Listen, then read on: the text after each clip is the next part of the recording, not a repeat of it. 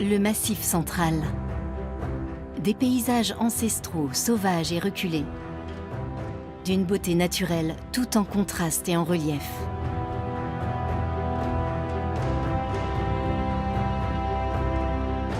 Moi, ce qui me fascine dans le paysage volcanique ici, c'est une histoire de 100 000 ans. Dans cet univers montagnard faiblement peuplé, les gens vivent au contact de la nature, qu'ils exploitent et protègent tout à la fois, sans hésiter à s'écarter des sentiers battus. C'est une rivière qui attire encore du saumon, qui reste une rivière mystérieuse, qui nous attire tous.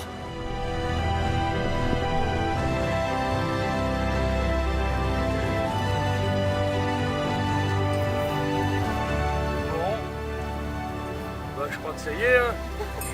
On va y aller.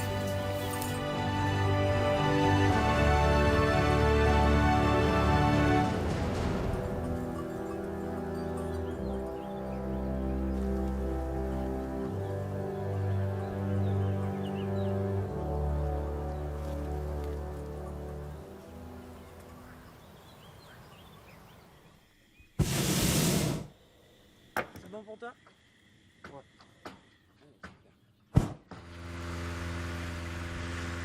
Clémence Hall a tourné le dos à son ancien travail pour faire de sa passion son métier. Elle est venue vivre dans le Massif central et organise des vols en montgolfière au-dessus du paysage volcanique auvergnat. Le métier en lui-même, c'est l'aventure, quoi. C'est ça qui est intéressant, c'est qu'on sait d'où on part, on sait jamais où on va arriver, on sait pas avec qui on va voyager, et c'est tout le temps une aventure.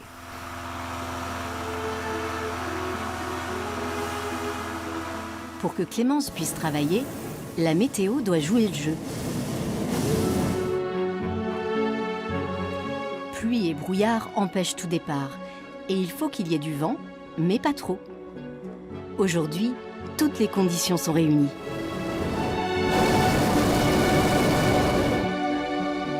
Clémence vit au bord du lac de Chambon, au pied du puy de Sancy. Ce volcan éteint culmine à 1886 mètres. C'est le plus haut sommet du Massif central.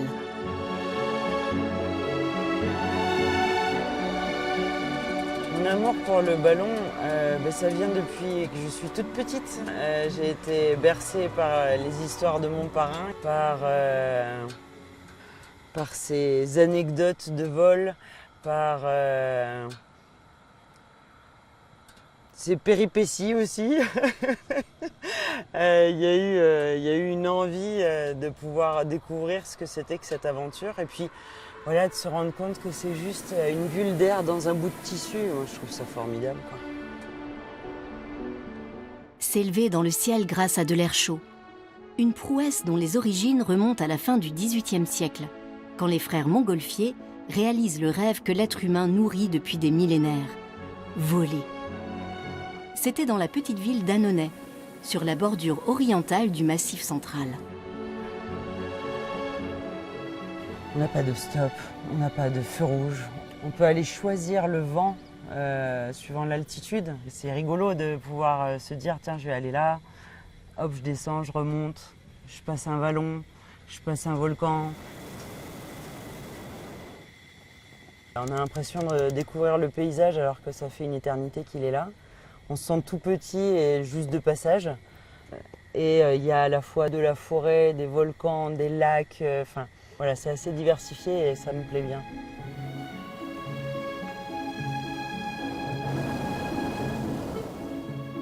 Si le vent reste favorable, Clémence pourra survoler un ensemble d'environ 80 volcans.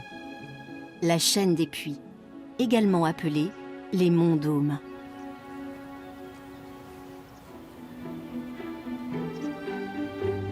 Le Massif central s'étire de la Bourgogne aux portes de la Méditerranée.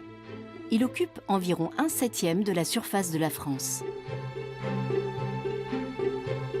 Au nord, il est constitué des hauts plateaux et des chaînes de montagnes de l'Auvergne, principalement d'origine volcanique. C'est le cœur du massif. Parmi les plus imposantes formations montagneuses auvergnates, il y a les Monts d'Or.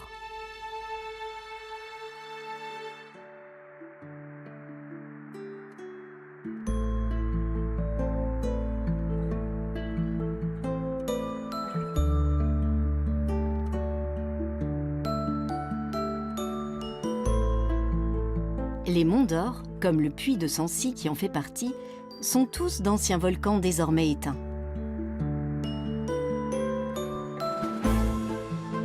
Il n'est pas rare que leurs crêtes soient encore couvertes de neige en avril.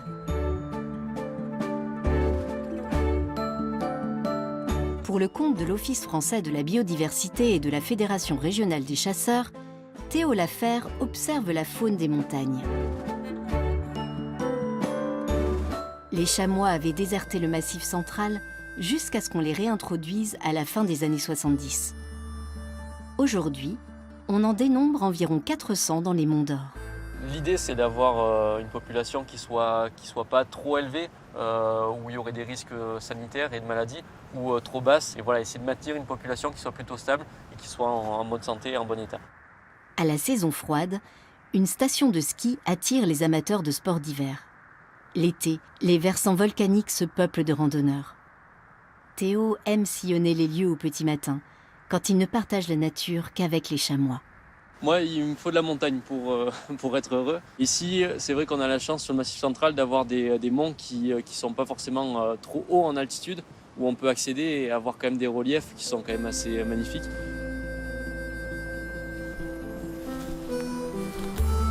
Depuis quelques années, Théo constate que les chamois migrent parfois même assez loin, en longeant souvent les vallées fluviales. Dans un environnement aussi accidenté, les observations à l'œil nu et le pistage ne suffisent pas à bien cerner leur déplacement.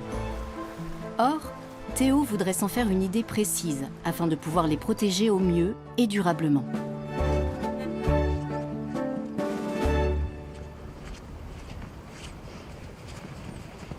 À présent accompagné de 2 collaboratrices bénévoles, il grimpe jusqu'à un col.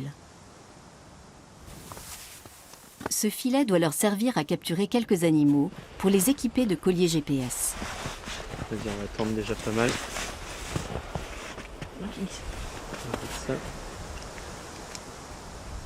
C'est pour connaître tout ce qui va être les corridors écologiques, donc les voies de dispersion, savoir les animaux, on va dire, qui sont surtout du massif du Sancy, vers où ils vont coloniser et par où.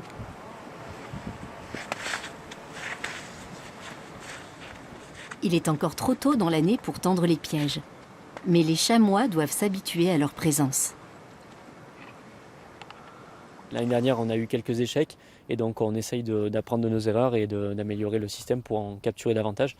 L'objectif cette année, ça sera d'essayer d'équiper au moins d'une dizaine d'animaux de collets GPS et après, si possible, une vingtaine d'animaux au total.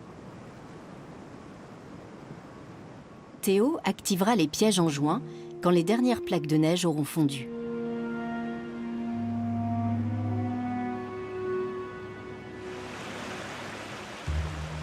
C'est sur les flancs du puits de Sancy que prend naissance la Dordogne, l'un des nombreux cours d'eau qui ont leur source dans les montagnes du Massif central.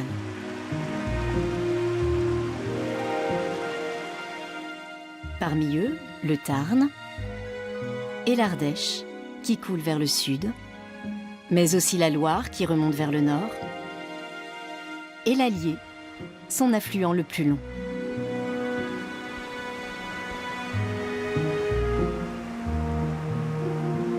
Le cours supérieur de ce dernier est considéré comme l'une des dernières rivières sauvages de France encore largement intacte.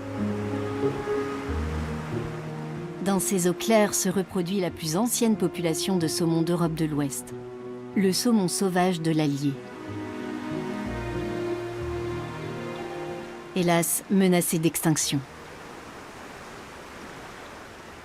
Partant de l'Atlantique Nord où il a ses quartiers, il nage sur au moins 3000 km dans l'océan, puis encore 900 km en remontant la Loire et l'Allier. C'est le plus long itinéraire migratoire de saumon en Europe et un parcours semé d'embûches.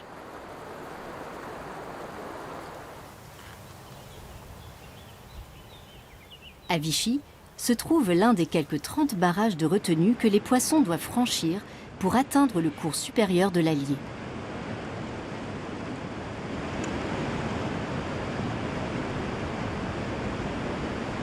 Dans les années 90, des passes à poissons ont été construites pour les aider à surmonter l'obstacle dans les deux sens. On peut suivre leur progression depuis un observatoire sous-marin. Quand les saumons sauvages de l'Allier remontent la rivière au printemps, Patrick Martin vient ici 2 fois par semaine. Il y a peut-être un saumon qui va arriver ou pas, mais on en a besoin et c'est la période qui nécessite vraiment de continuer ce combat-là pour essayer de sauver cette espèce. Donc oui, il faut être très patient, mais il ne faut surtout pas lâcher.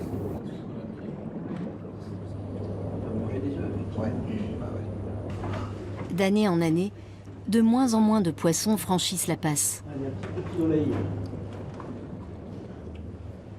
La patience des 2 hommes est néanmoins récompensée. Un saumon adulte se profile.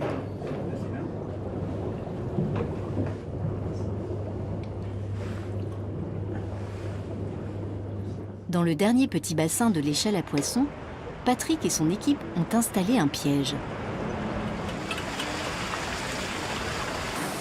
Pendant leur migration, les saumons ne se nourrissent pas. Aussi, peu d'entre eux ont-ils la force nécessaire pour surmonter tous les obstacles qui compliquent leur progression jusqu'à leur zone de frai.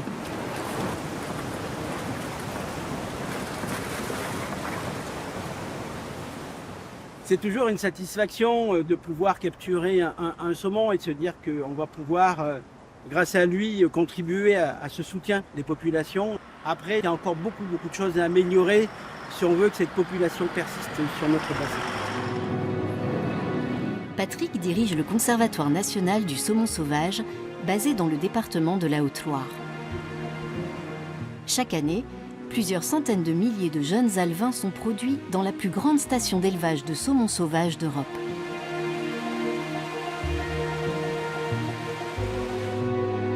Le spécimen capturé par Patrick à Vichy doit d'abord se réhabituer à manger.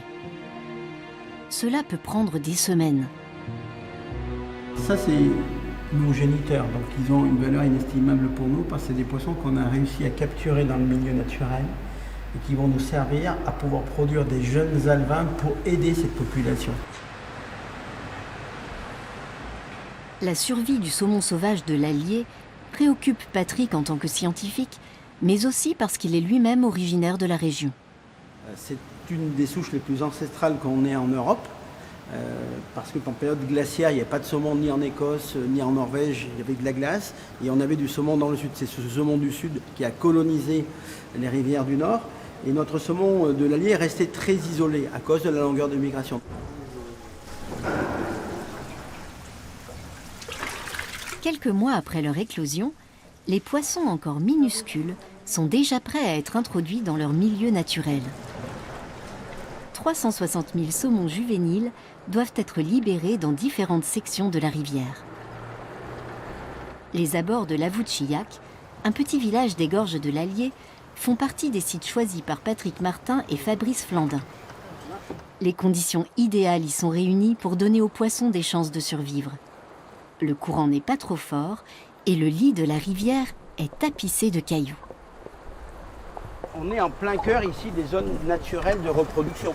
Donc si on veut qu'un jour les saumons reviennent dans cette rivière, il faut qu'ils partent de cette rivière et de ces points favorables où peut-être que dans 2 ans, certains vont se reproduire à quelques dizaines ou quelques centaines de mètres d'ici.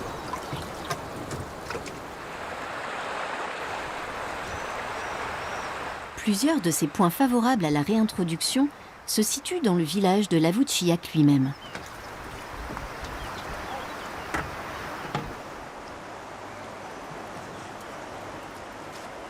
Les alevins vont grandir dans ce tronçon de la rivière pendant 1 à 2 ans avant d'entreprendre le long et périlleux voyage vers l'Atlantique. Le saumon dans l'Allier, c'est un vrai marqueur de notre territoire. Et le perdre serait à la fois un échec écologique, environnemental, un échec culturel, patrimonial, puis un échec aussi économique pour notre territoire. On est de l'ordre de 1 pour 1000, le nombre d'alevins qui reviennent par rapport aux quantités d'alevins qui sont déversés. C'est très faible par rapport à ce qui se passe dans des bonnes conditions. Donc on est dans des périodes qui ne sont pas très favorables pour eux. Mais grâce à ce soutien, on permet encore de maintenir la population de saumon sur l'ensemble de ce bassin et l'ensemble de l'Allier pour, j'espère, plusieurs générations.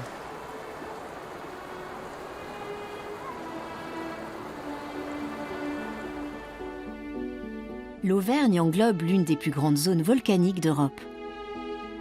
L'activité éruptive y a débuté il y a quelques 13 millions d'années pour s'achever il y a seulement 5000 ans. Elle a façonné ce paysage caractéristique dont la plus jeune formation géologique est la chaîne des Puys, ce fameux ensemble de quelques 80 volcans. Culminant à 1465 mètres, le Puy de Dôme est le plus haut de tous.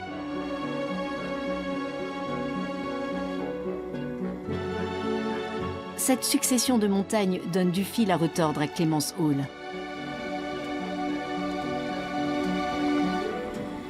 Il faut gérer le vent qui va aller par-dessus le volcan et sur les côtés et qui va se retrouver de chaque côté et se rejoindre derrière. Donc c'est assez particulier pour les ici.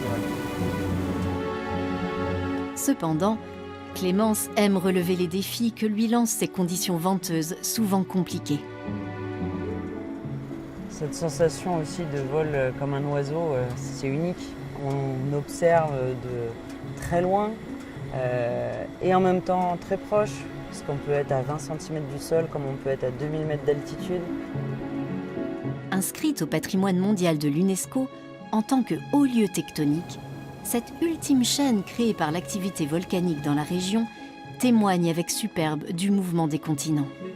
Moi, ce qui me fascine dans le paysage volcanique ici, c'est que c'est une histoire de 100 000 ans, en fait. Alors moi, je trouve ça juste exceptionnel comme paysage. Longtemps, de grands troupeaux de bovins et surtout de moutons ont pâturé dans les parages. Mais avec le recul de l'élevage depuis le milieu du siècle dernier, la physionomie du paysage évolue. La forêt prend ses aises sur les flancs volcaniques. Au cœur de la chaîne des Puys, le château de Montlosier héberge le siège du parc naturel régional des volcans d'Auvergne. Une journée particulière commence pour ce petit troupeau de ravas. Cette race ovine rustique est originaire du Massif central et s'accommode de terrains difficiles. Rémi Lafont et Noélie Pradal vont accompagner les brebis pour une mission sur les reliefs volcaniques avec quelques bénévoles. Noélie s'occupe des questions de pâturage pour le parc naturel et Rémi est un berger itinérant expérimenté. On va préparer un peu de chargement sur le 4x4 là, pour faire les parcs en arrivant sur le site. Et puis voilà quoi. J'ai juste entrevu les brebis, j'ai pas eu le temps d'aller les voir un peu plus. Je vais aller le faire tout de suite là. Ouais. Les ravas seront en transhumance pendant plusieurs mois en tant que paysagistes. Le but du troupeau, c'est vraiment de maintenir ouvert certaines zones sur la chaîne des Puys, et donc à la fois les cratères mais aussi les flancs des volcans.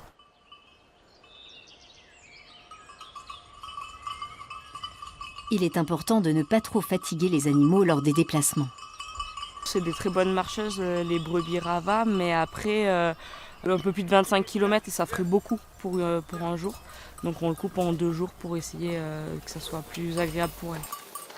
Bon, bah, je crois que ça y est, hein. On va y aller.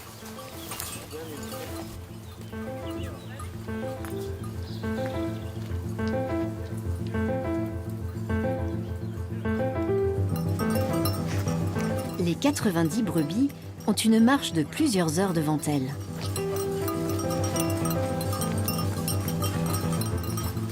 Ça entend très bien, ça reconnaît la voix, donc tant que je vais les appeler, elles vont me suivre et elles savent bien quand elles partent, qu'elles vont aller quelque part pour casser la croûte.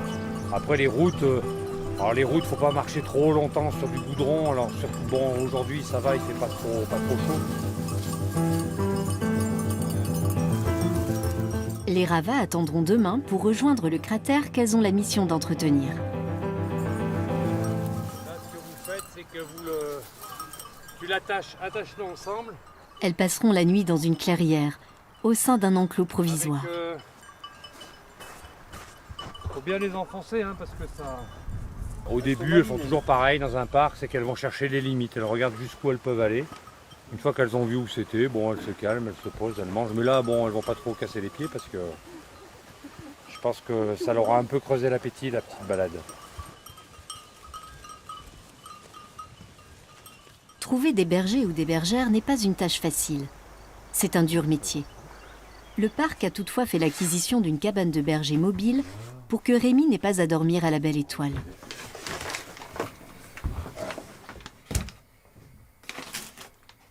Noélie en profite elle aussi dans une moindre mesure. Pour sa part, elle n'accompagne le troupeau que lors de ses déplacements.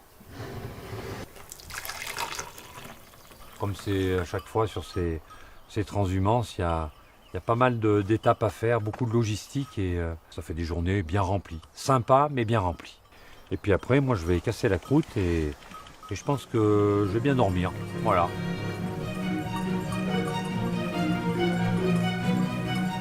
Le lendemain à l'aube, les Ravas reprennent la route.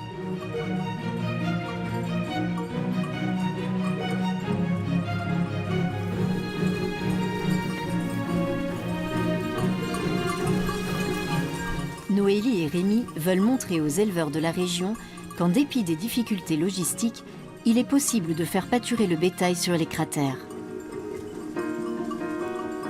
La dernière partie de l'itinéraire qui mène au sommet n'est pas des plus aisées, car il arrive un moment où le troupeau échappe à l'œil vigilant des bergers. Lorsqu'on les fait monter sur les pentes du volcan, on va avoir les dernières devant nous, et puis les autres elles vont basculer de l'autre côté, donc on ne sait jamais trop de quel côté elles vont basculer. Donc il faut quand même pas mal bouger pour essayer de voir où se dirigent les brebis.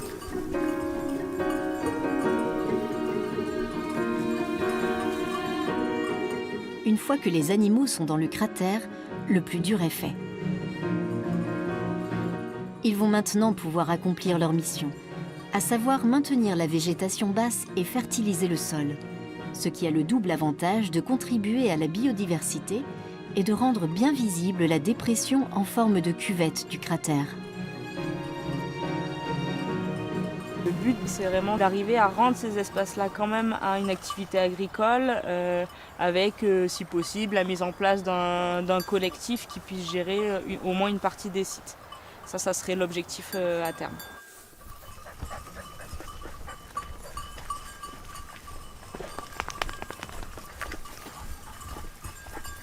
La race ovine locale est principalement élevée pour sa chair. Autrefois, les paysans se servaient des toisons pour bourrer leurs matelas. Mais cette habitude s'est perdue, et pendant longtemps, la laine des Ravas a été dédaignée. On ne la trouvait pas d'assez bonne qualité, alors on s'est mis à l'enterrer ou même à la brûler. Mais les choses sont en train de changer. Nadèle Blanchot a eu une idée pour éviter tout ce gâchis. Elle et quelques autres ont fondé Terre de Laine, une société coopérative et participative. À présent, les éleveurs de Ravas lui apportent la toison de leurs moutons après la tonte. 68 kilos. Cela représente 35 tonnes de laine par an. Chaque type de laine a une utilisation. Et on a voulu prouver que cette race-là, la Rava, qui est du Puy-de-Dôme, que personne ne voulait, elle aussi, elle avait des capacités. La toison des Ravas a trouvé sa niche, la construction écologique. On a une cliente qui nous a commandé 80 kg de laine d'isolation en vrac pour faire son rembourrage de sol. C'est pas valorisable en textile. Et c'était dommage de laisser partir cette matière-là alors qu'on pouvait en faire de l'isolation. On n'a pas besoin de mettre de masque pour y manipuler, pour y toucher. Voilà, ça reste une matière naturelle, donc c'est agréable à manipuler et à poser, ça c'est sûr. Revaloriser une matière première délaissée est une idée qui fait mouche.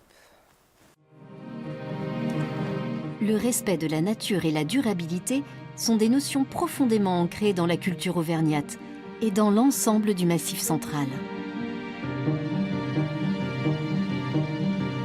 Dans le parc naturel des volcans d'Auvergne se trouve un autre massif d'origine volcanique, les monts du Cantal. Leur sommet, qui entourent un cratère de près de 80 km de diamètre, ont été arrondies au cours de la dernière période glaciaire, il y a plus de 10 000 ans. À leurs pieds s'étendent les tourbières du Jolan. Elles occupent les petites dépressions que les glaciers ont laissées en reculant à la surface des coulées basaltiques. Les tourbières sont devenues rares.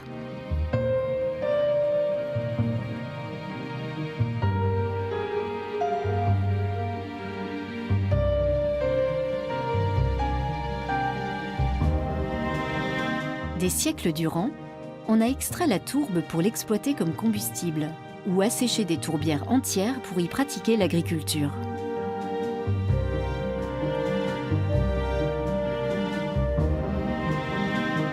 Celles du Jolan sont maintenant protégées. Elles ont même été renaturées. Aujourd'hui, elles constituent un habitat très riche, où s'épanouissent toutes sortes d'animaux et de plantes, telles que la ciguë aquatique, l'herbe à coton et plusieurs variétés de sphègnes, les mousses des tourbières. Rémi Landau travaille pour le Parc naturel régional des volcans d'Auvergne. En tant qu'écologue, il étudie la façon dont certaines espèces animales se développent.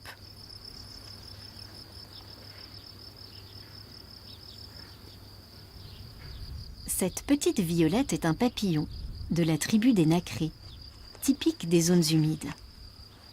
Depuis qu'il est protégé au sein du parc, on en voit de plus en plus. C'est la seule réserve du Cantal qui permet en fait de préserver un petit peu ce milieu-là, mais en même temps de le valoriser. C'est la combinaison de toutes ces actions-là, préserver, protéger, communiquer et sensibiliser qui me plaisait bien, ce qui fait que je suis ici. Rémi avance précautionneusement à travers la tourbière, dont le sol saturé en eau est un biotope fragile. Une partie de son travail consiste à échanger avec d'autres scientifiques. Pierre et Christine Goubet sont des confrères spécialisés dans les milieux tourbeux.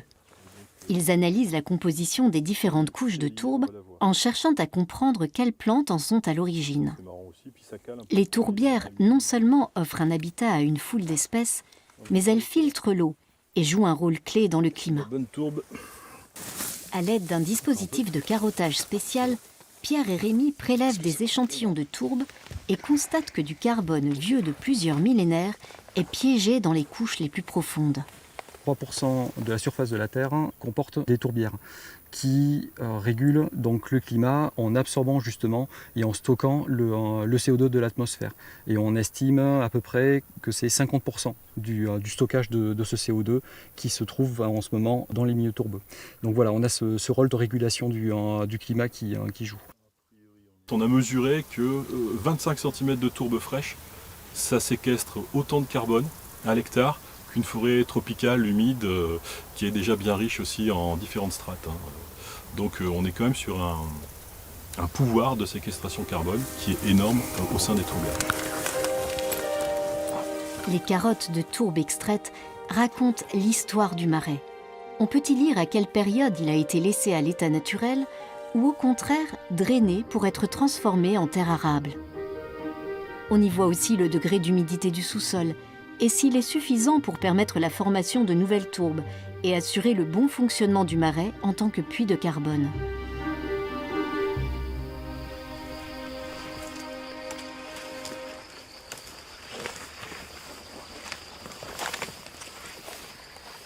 Pour juger de l'état de la tourbière, Rémi se base également sur l'étude de sa biodiversité. Il a disposé des pièces de tôle ondulées à des endroits stratégiques. Des reptiles se sont réfugiés dessous en quête de chaleur. 2 couleuvres helvétiques. Et la couleuvre helvétique, c'est une espèce qui apprécie bien les milieux où on a des cours d'eau, des lacs. Rémi participe à la campagne de recensement des reptiles qui a été lancée par le Muséum national d'histoire naturelle à l'échelle du pays. Les zones de tourbière, de façon générale, ce sont avant tout des reliques glaciaires. On va avoir toute une faune qui va être associée, qui va être liée justement à ces aires glaciaires qui étaient présentes avant. Donc c'est des espèces qu'on ne va pas retrouver forcément partout. C'est un peu des archives en fait.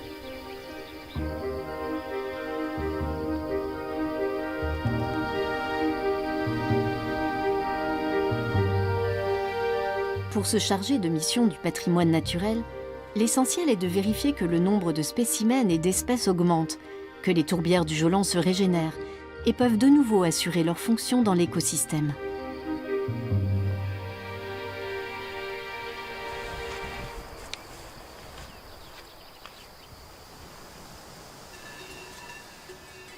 Plus de la moitié des tourbières que compte encore la France se trouvent dans le Massif central.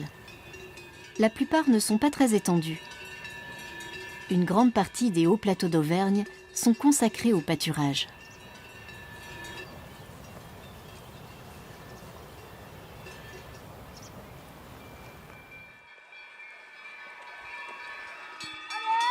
« 5 heures du matin.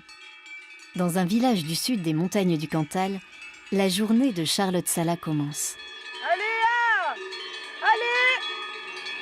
Ces vaches salers doivent rentrer à l'étable pour la traite. Charlotte utilise leur lait pour fabriquer un fromage dont la tradition remonte à plus de 2 millénaires. Habituée à des conditions de vie plutôt rudes, la Salers est l'une des plus anciennes races bovines de France. Le troupeau de Charlotte réunit 120 bêtes et la fermière connaît chacune d'elles. Alors après, on a une relation plus particulière avec les vaches contrées parce que c'est des vaches qu'on garde plus longtemps, qu'on a vu naître et qu'on garde jusqu'à 15 ou 16 ans. Donc forcément, il y a une relation qui se crée. Toutes nos vaches ont un nom, toutes nos vaches ont leur place dans le bâtiment. Alors là, il y a Lèbre, là, il y a Normand et ici, il y a Savoie. Peu d'agriculteurs élèvent des salers pour leur lait. Ce n'est pas une race particulièrement productive. Pendant la traite, on amène chaque veau à sa mère. Après, on attache et on branche. Parce que s'il n'y a pas de veau, les vaches ne donnent pas de lait. C'est la seule race qui est comme ça.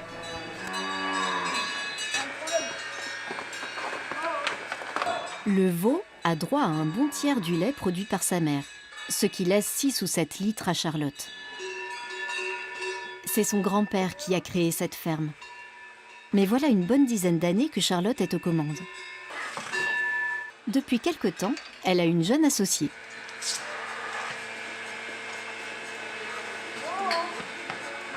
J'ai décidé que je voulais faire agricultrice depuis que j'ai 10 ans, je pense.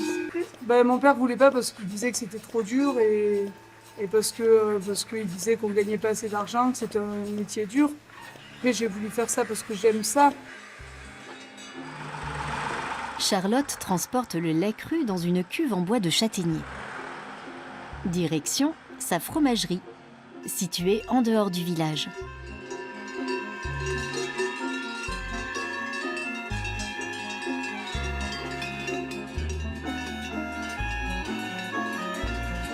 Elle fabrique du Salers, un fromage fait avec le lait cru de vache de la race Salers tiré d'avril à novembre. C'est à cette période que celle-ci broute l'herbe fraîche, abondante et grasse des monts du Cantal.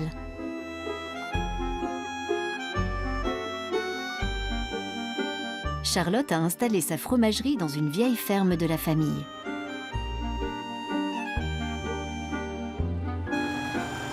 Si la cuve est en bois de châtaignier, ce n'est pas uniquement pour apporter une note aromatique supplémentaire au fromage. On n'a pas besoin de mettre de ferment. On met 0 ferment, on met juste de la présure naturelle. Et l'essence du bois, ça ensemence le lait. On fait tout à la main. On fait rien, il n'y a rien d'automatisé. On fait exactement comme mon grand-père et mon père faisaient, quoi, de la même façon.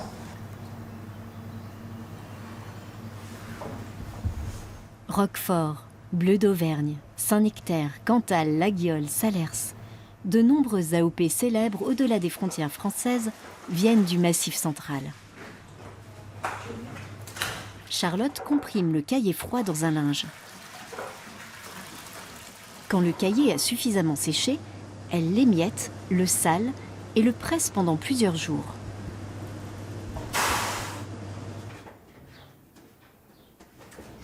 Avec 400 litres de lait, on obtient un fromage de 40 kg. Les meules sont laissées à mûrir pendant plusieurs mois. Le processus de fabrication n'a quasiment pas changé depuis 2000 ans. En revanche, les modes de commercialisation, eux, sont nouveaux. Heureusement, on vit comme les gens d'aujourd'hui, avec les réseaux sociaux, avec tout ce qui va avec. On est dans un métier où il faut ouvrir les portes de façon digitale ou de façon physique, mais il faut les ouvrir. Il faut qu'on explique notre travail, il faut qu'on fasse voir qu'il y a encore des gens qui travaillent correctement et qui ont un amour du travail bien fait, des bonnes choses et des vraies valeurs, quoi. Le fromage de l'automne dernier a atteint son plein arôme et peut être livré. Charlotte évite les intermédiaires. En vente directe, c'est pas comme si on était avec un affineur, on est marié avec personne. Je pense que dans notre métier, c'est juste génial parce qu'en plus de ça, nos clients sont devenus aussi des amis et des gens avec qui ça marche en confiance et c'est vachement agréable et vachement important.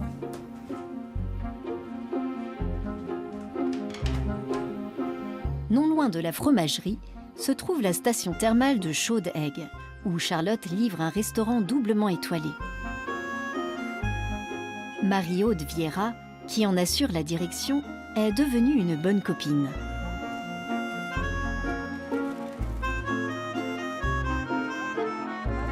Charlotte lui a apporté un quart de meule, soit environ 10 kilos de salers. Il a 8 mois. Après, c'est bien parce que c'est du fromage d'automne, donc il est un peu plus gras que le fromage de juillet-août, quoi.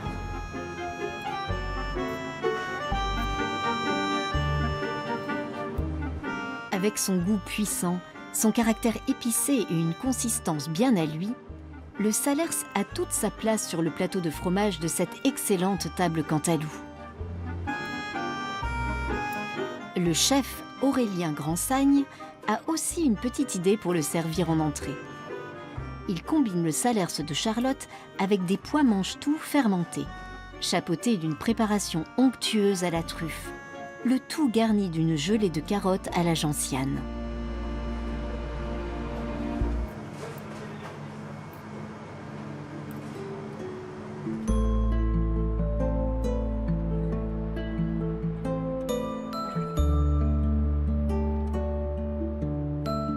Nous revoici dans les Monts d'Or, au puy de Sancy, le plus haut sommet du Massif central. Théo Laffer est sur la montagne avec sa collègue Florence Ity. Ils forment l'une des équipes qui, une fois par an, essaye d'estimer la population de chamois du massif. Pendant 5 jours d'affilée, ils suivent exactement le même itinéraire, en tâchant de repérer tous les chamois, mais aussi les mouflons.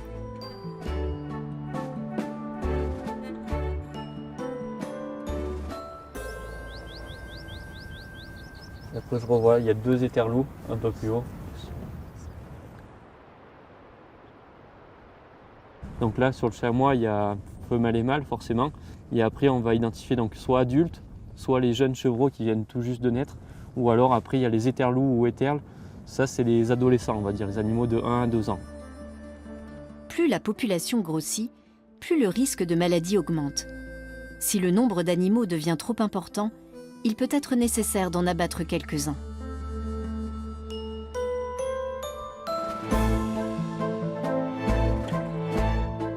Tandis que les mouflons restent toute l'année dans les Monts d'Or, les chamois, eux, se déplacent.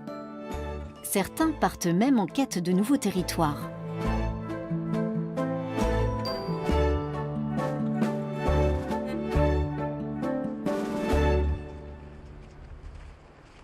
Théo pense que ce sont principalement les spécimens juvéniles qui migrent.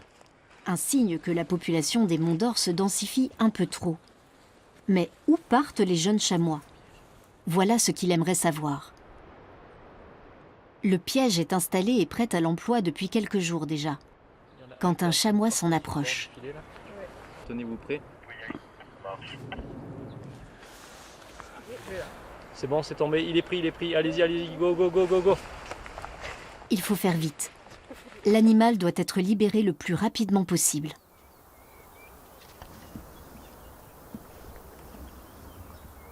Pour protéger une espèce, il faut la connaître le mieux possible.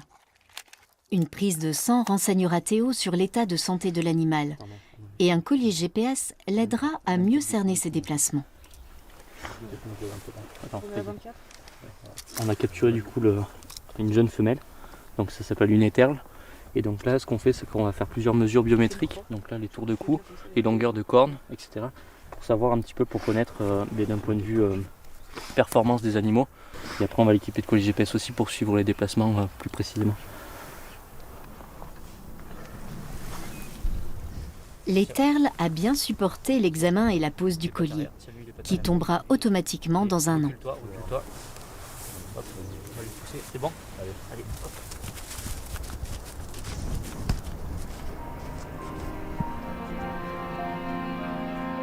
Dans le sud-est de l'Auvergne, en Haute-Loire, se trouve le Puy-en-Velay, l'une des plus anciennes communes de France, et le point de départ de l'une des 4 voies conduisant à Saint-Jacques-de-Compostelle.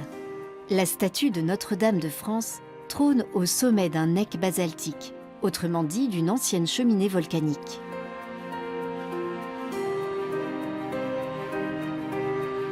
Chaque année a lieu une rencontre d'aérostiers non loin du Puy-en-Velay. Le temps d'un week-end, tout tourne autour de ces ballons qui s'envolent grâce à l'air chaud. Clémence s'envolera aujourd'hui avec son amie Caroline. Elles font partie des rares femmes pilotes de montgolfière.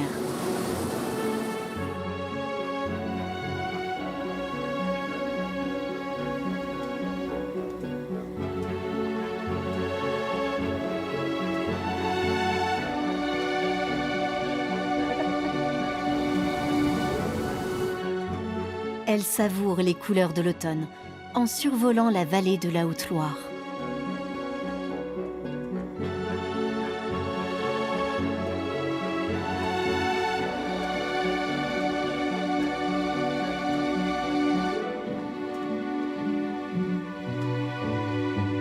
S'il n'y a pas ici de cratères caractéristiques, ce paysage est lui aussi d'origine volcanique et typique du nord du Massif central.